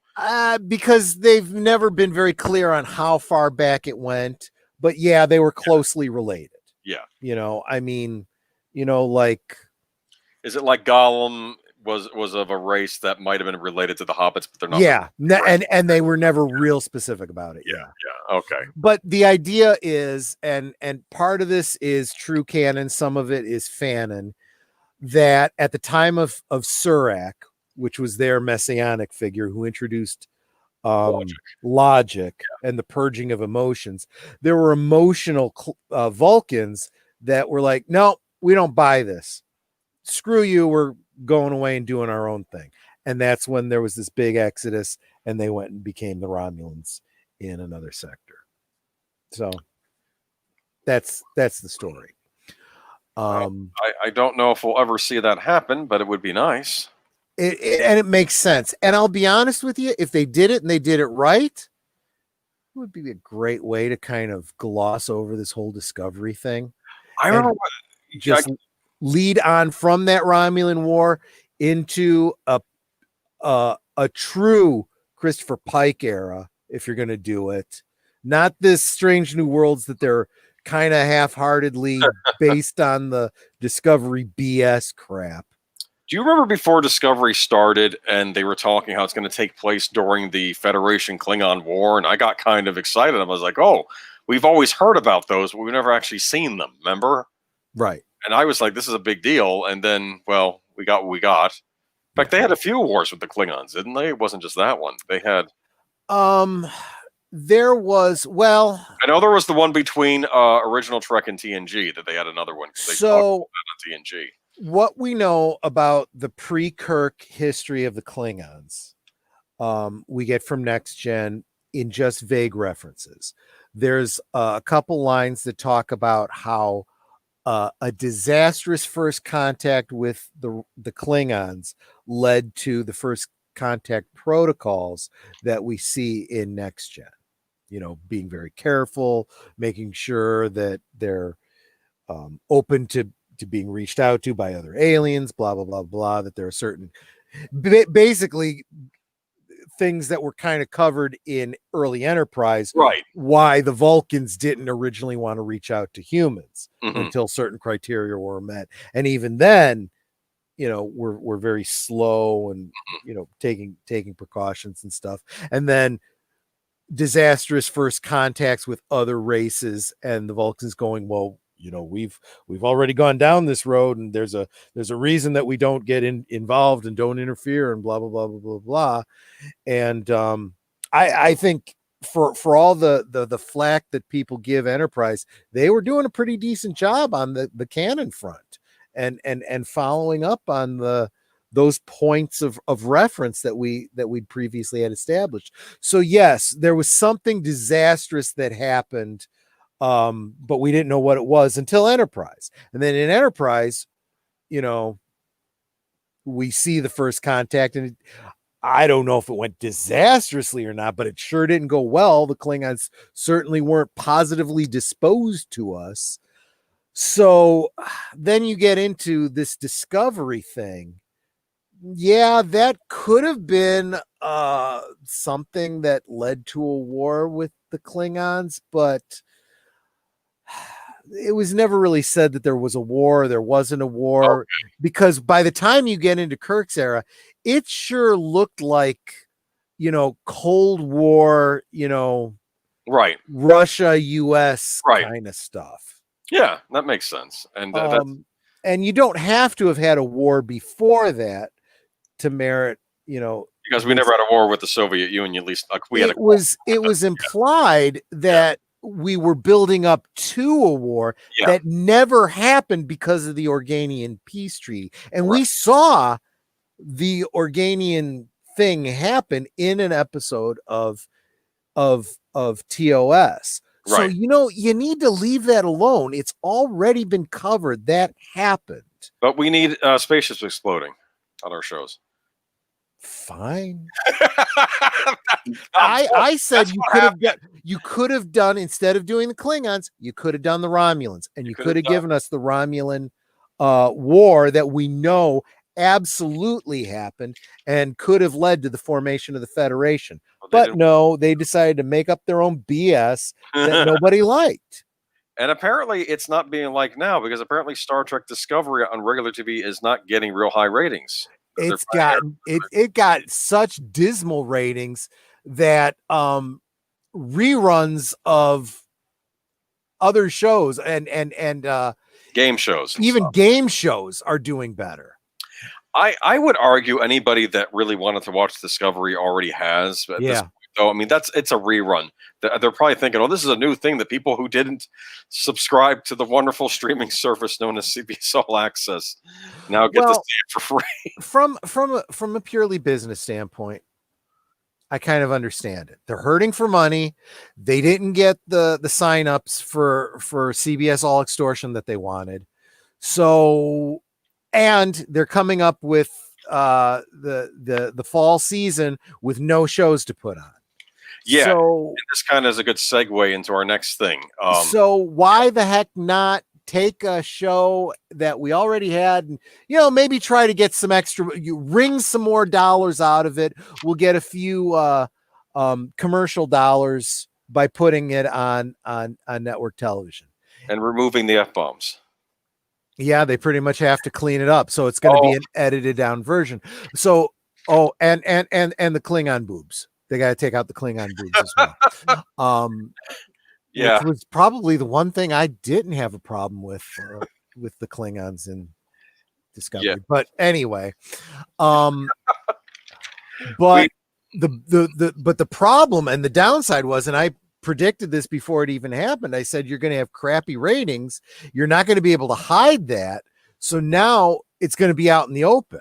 You can hide your numbers when you have it on a streaming service. You can't hide it when you put it on network television because you have to disclose what your viewership is to be able to do a good faith business with your commercial what do you call it, advertisers. Yeah. And the advertisers look at that and go, yeah, I don't think I want to invest in that show. So it's going to tank on network television too. So in other words, they can't even give it away for effing free. Yeah. I do like Wolf 10 Media's comments here. Klingon boobs, this is a bad comedy. As they say, Klingon boobs was the name of the Tarantino project. I'm kidding. No, that would have been Klingon bare feet. No, I don't want. Not only that, but did they even advertise that it was coming to CBS? Was there heavily advertised? Because I didn't even realize it until I saw the article. I don't know, man. I don't watch network. They just throw it up there and thought, let's see if it sticks. I don't know. Well, I have no idea. The only reason I knew is because we follow, the community and kind of have the inside scoop from some of these outlets. But no, I don't watch network television, so I wouldn't have known to go watch it. I watch network television, and that's something Al and I have in common. We do watch the network television shows. Okay. I think Daniel Hare made the joke, is our TV show still a thing? Because I guess everybody's doing the streaming stuff now, right?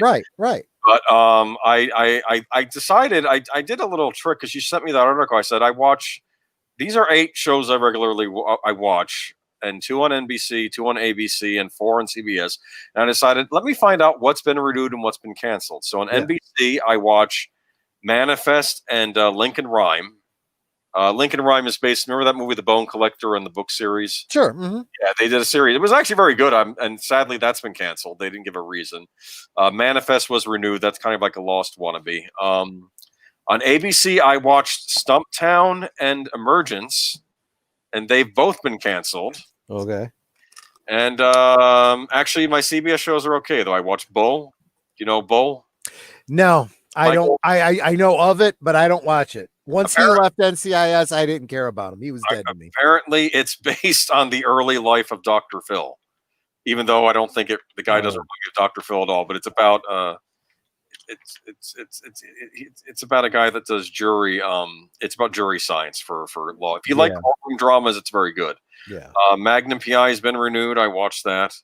MacGyver's been renewed. It's a bad show. I know. I still. Well, you just mentioned two remakes that I never would have watched. So. I know everybody. Yeah, Professor yelled at me in the chat. Here's the deal. I like the actors on Magnum PI. Perdita Weeks and the other guy, because they were in horror movies I both liked that were all both by the same director. And so now they're making a horror TV show. Okay, well, I see. no, it's just never mind. Anyway, Evil. I like. I learned something interesting about the show Evil. Mm-hmm.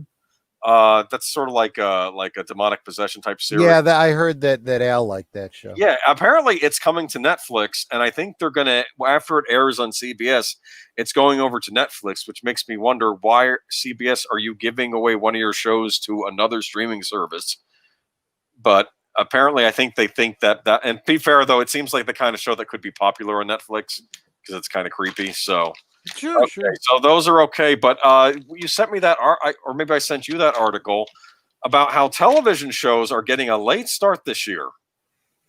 And a lot of, and the thing with Stumptown at least was it had already been renewed, but now it's been canceled, and they're blaming that on the coronavirus pandemic. And networks are starting to reverse renewals because that has a big cast that had Colby Smulders on it. I think she was on How I Met Your Mother. She was in a lot of the Marvel Agents of Shield. Agents of Shield. Well, she did cameos in Agents of Shield, but she was on she was in a lot of the MCU movies. Right. I forget the name of her character in those, but and I think it had this other actor. I can't think of his name, but he played the voice of Peter Parker in that Into the Spider-Verse movie, and he was on it. But I think the trouble is that they wouldn't be able to air an episode at the rate they're going until April of next year, and for them, they're like, it's not worth it. Yeah. Because and they're blaming a lot of this on the coronavirus pandemic. They say shows with large casts of actors that has social distancing challenges. Yeah. And I'm telling you, this is another one of those things where something's got to give. You could be all, PC and tote the line, and our politicians that we love say we should do this, so we're doing it. But when your business dries up and your social platform is gone because you're now broke because you can't get any work, guess what? Not too big to fail. You're in the same boat as the rest of us. Yeah, and that seems to be what's happening. But I was making a point that a lot of these shows do tend to have the progressive checkbox on them, but sometimes they do a better job at it. You know what I mean? So it's not. It feels more organic than maybe say on a show like the new current BBC Doctor Who. Where it's not as in your face. But I don't know. A lot of these shows. I don't know when Bull is coming back. I don't know when. It was funny because there was an episode of Bull where there was a what's that stuff that they get worried when they mail it into the White House? That powder. Oh, sarin. Yeah, whatever that is.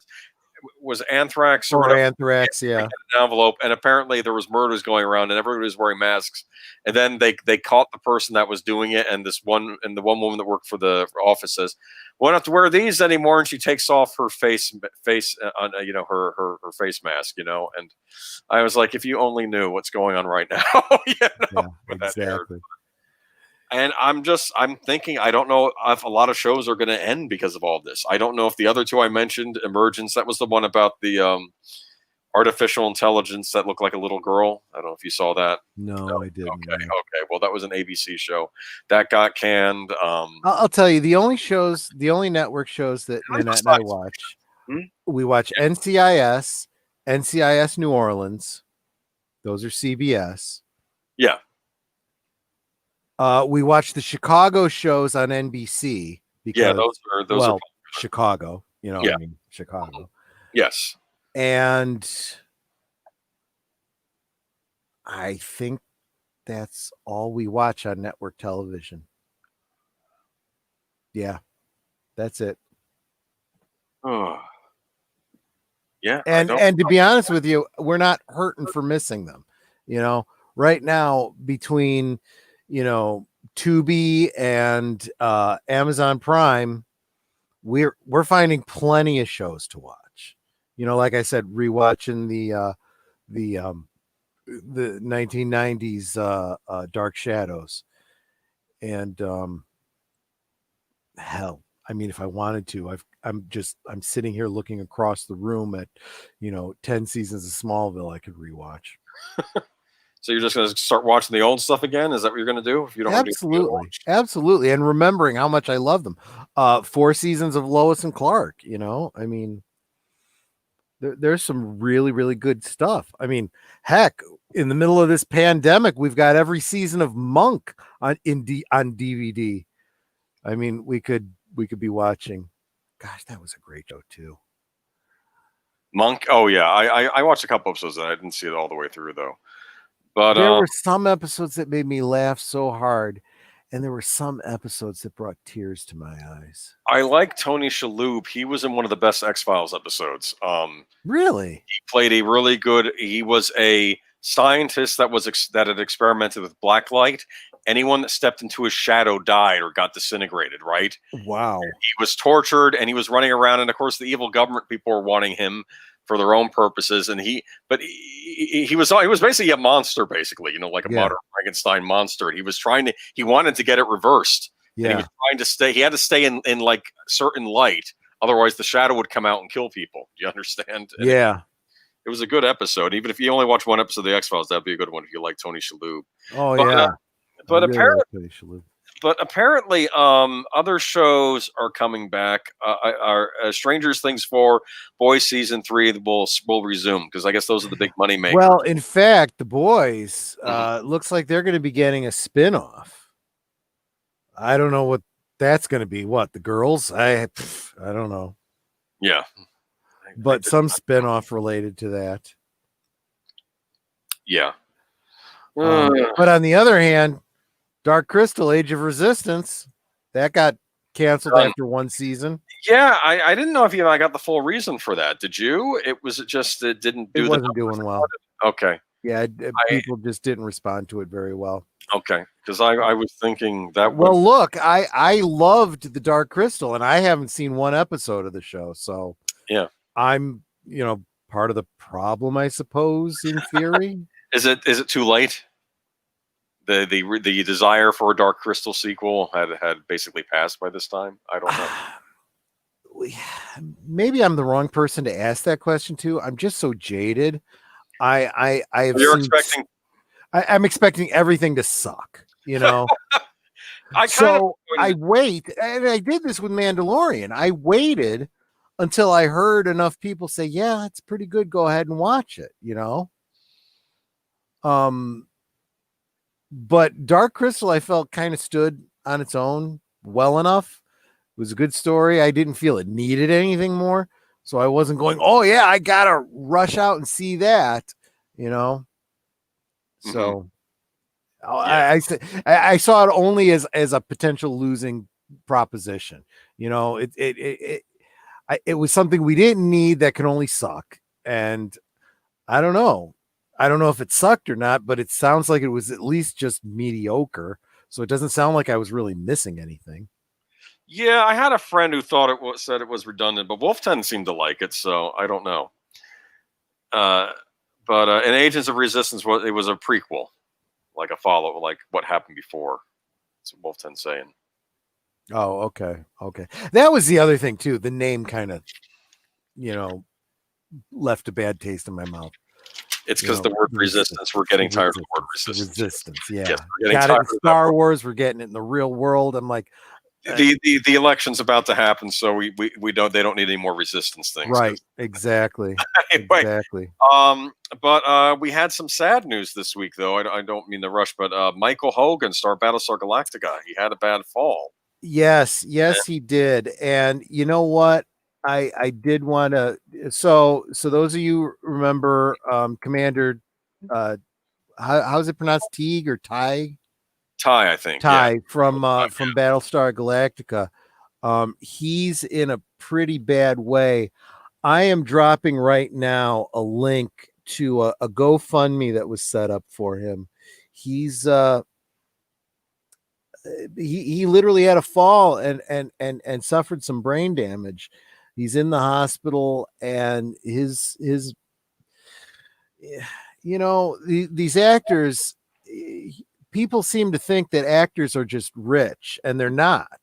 Yeah. I mean, he was probably doing okay for himself during the time the Battlestar Galactica was on, and I'm sure he's made some residuals since then. But and he's been in some other stuff since then. But these actors are like contract workers. You're only employed as long as you're employed, and uh, until if you don't have another gig lined up, you're out of work basically, and they don't carry health insurance. So he's in the situation any one of us would be in if we were out of work and didn't have insurance and something serious happens. So yeah, the people around him are kind of looking to his fans for, hey, can you help us out? So obviously it's a GoFundMe, or I don't know if that's actually the site that's doing it. I think it's GoFundMe, but all the details are there if you want to go check it out. I'm going to even drop that again in the chat. Yeah, definitely. But But I do feel terrible. I mean, it just sounded horrendous what he went through. I don't even want to repeat it, on the air, but you can read about it if you want to know. And it just, I feel terrible. I do appreciate the fact that a lot of people have been contributing to it, though. So I mean, that's good. A lot of people care. But and let me drop. There we go. Yeah, and I did want to get that out because hey, for all the grousing and yelling and screaming we do, yeah, this isn't very good news, but hey, at least it's something we can contribute to if you're exactly. so inclined.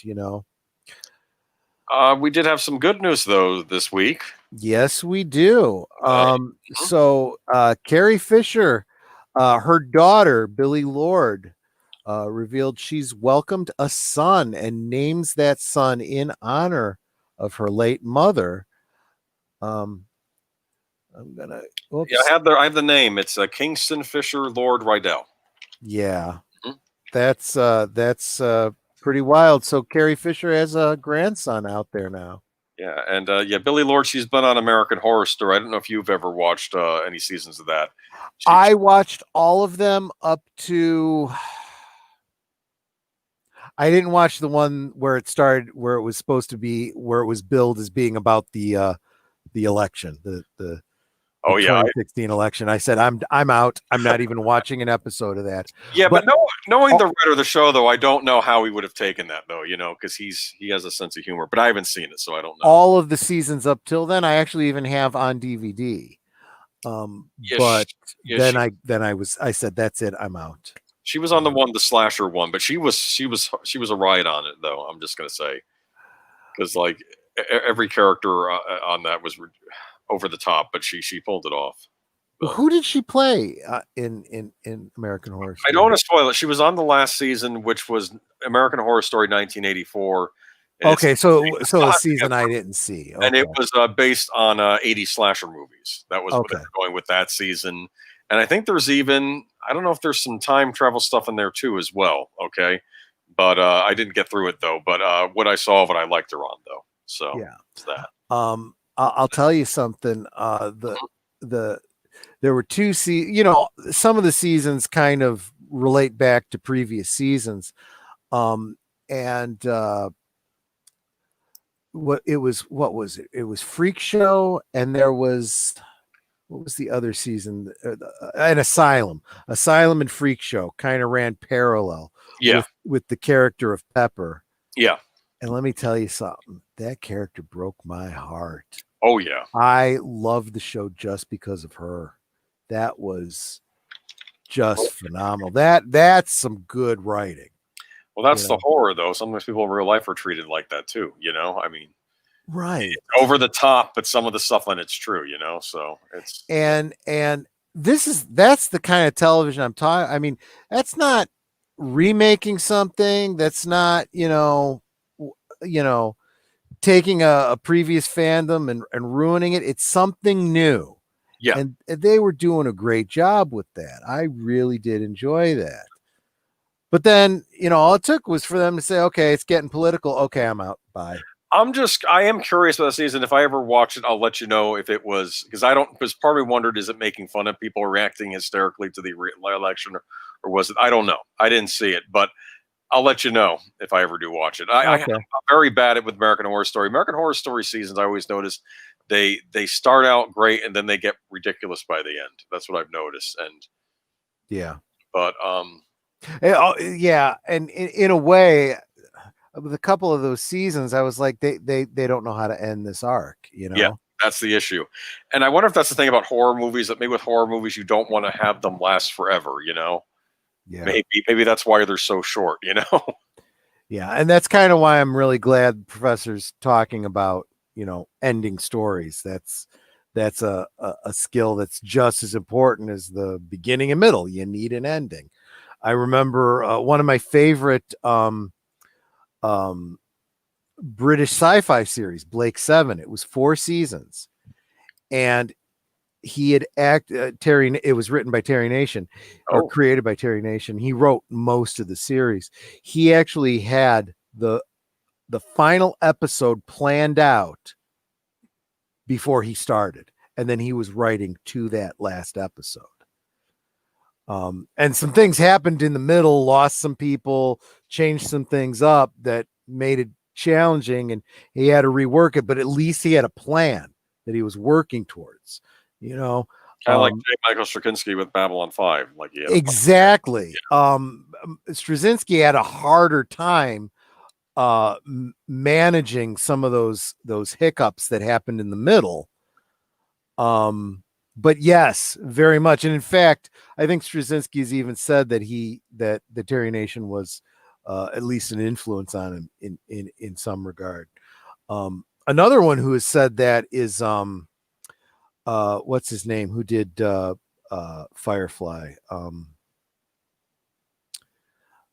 and Buffy, and Josh Whedon. Joss Whedon. Thank you.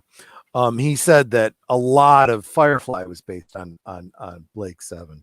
So I Oh, really would have loved to have seen what he had planned for Firefly. I don't feel like Serenity actually was the ending that he wanted. no, I think Serenity was supposed to be like an ending for one of the seasons, like the second season or something. Yeah, Yeah, that's what I think he originally built it at. Like that would have been like what it would accumulated in like the second season, I think. that's a shame. That's a real shame. But there's another example of it. So All right. Oh, and that's head off to bed. Have a good night. We'll let you know. Netter's going to be on the next study hall, so that should be interesting. yep, Yeah, definitely. she'll keep us in line. But what else did we want to talk about? Oh, we want to talk. Well, anything else to say, Troy? Getting at the 10-minute, 8-minute mark till. No, you know what? 8 minutes is probably, we should probably start getting ready to To go spout through off. the week, right? So we have Mr. Matchstick up next at 11 o'clock. Yep. Is that help me out here? Make sure I got the right one. Is this Lupin? No, Lupin No, was it's not last Lupin. week. Okay. Which No, one is this? you might have gotten confused because I posted a trailer for a Lupin movie in the Professor Geek thing. No, he's doing a Hellsing Ultimate. I believe it's 3 and 4. Okay. Okay. Give me a moment so I can get the link for that one, because I wasn't ready with that one. I didn't update my notes when I should have. So here is the link for Hellsing, for Mr. Magick's rewatch. As soon as you are done here, go over to that link that I just dropped for Mr. Matchstick. Are you heading over there, Aged Boomer? No, not this time. Okay. But maybe another time I will. And so yes, that is the very next thing. The very next thing is in 6 minutes 15 seconds. Oh, and Leia Plus Size has a question. Any thoughts on WandaVision? I haven't seen the trailer. I should have watched that. Maybe that'll be a topic for the next stream. So I'll think on that. Okay. Yeah. I'm in the same boat. Haven't really thought it through yet, because I've kind of disengaged from Marvel, to be honest with you. Yeah. But yeah, we'll talk about that more next week. So Monday, then we don't have our muse, although I'm sure that Sound Engraver She has something scheduled to release on Monday, but she doesn't have a live stream going on. So we will instead be getting a special presentation by some bozo who's going to be hosting a rewatch of the 1985 film The Bride. Kind of in keeping with Professor Geeks. Last week we watched the Elsa Lancaster Bride of Frankenstein. This is a different take on that story. So we'll be rewatching that on Monday on my channel. Okay. And I do remember that back in the day. Did that have David Bowie in it? No, it didn't have David Bowie. It had Sting. Sting plays. I got them confused. Okay. Yeah, Sting okay. plays Dr. Frankenstein. Clancy Brown plays the creature. The Kurgan. The Kurgan, yes.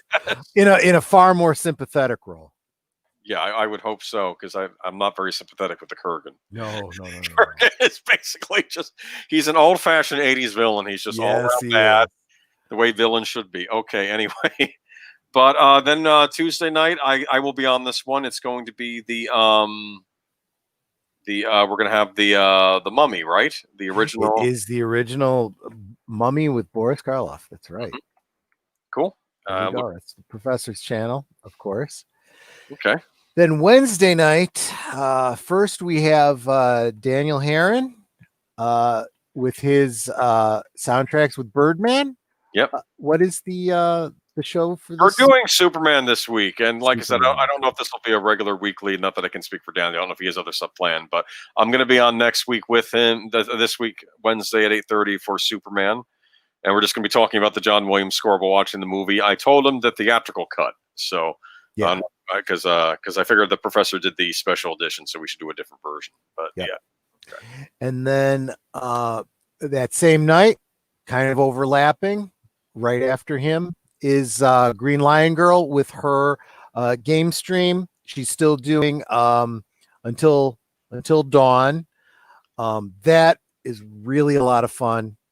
Encourage you to check it out.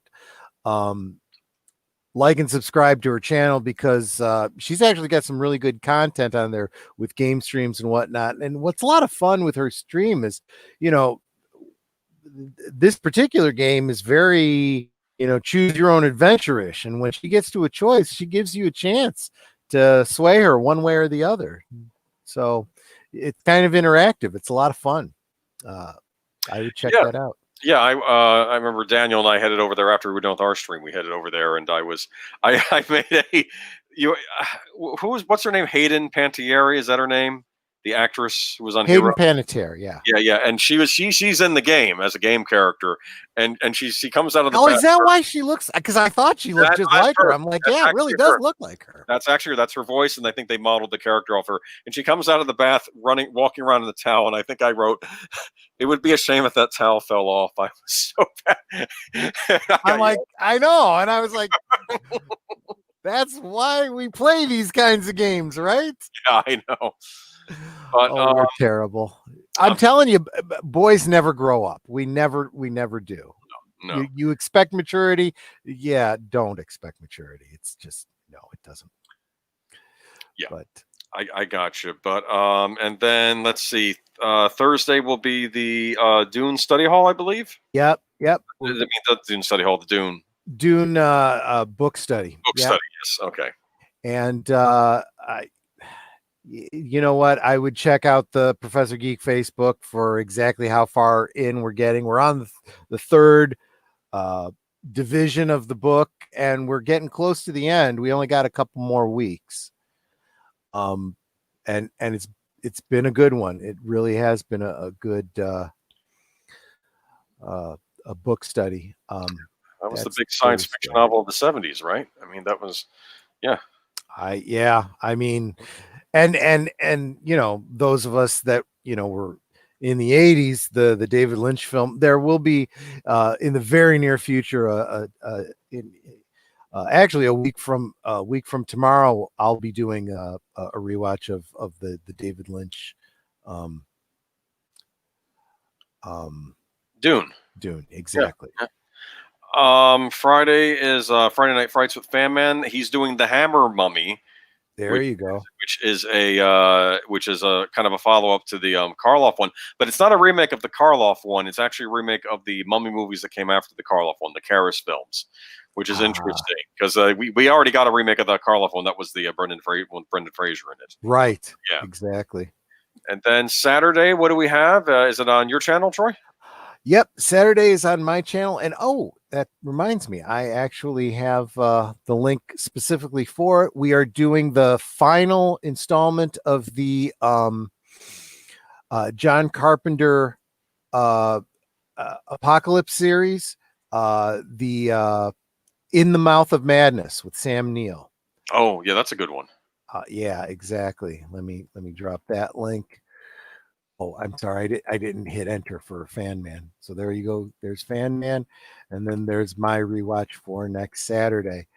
That is it's another one of those ones that people may not have seen, but definitely worth checking out. And we'll be going through it. Me, Big Alan, and Netter. Right. Okay. Well, I think that about wraps it up. Any last words? Nope. I think that about does it. Here are my last words. 10 years to wait for them to put the suit on. Yes, 10 years. And 10 years of my life.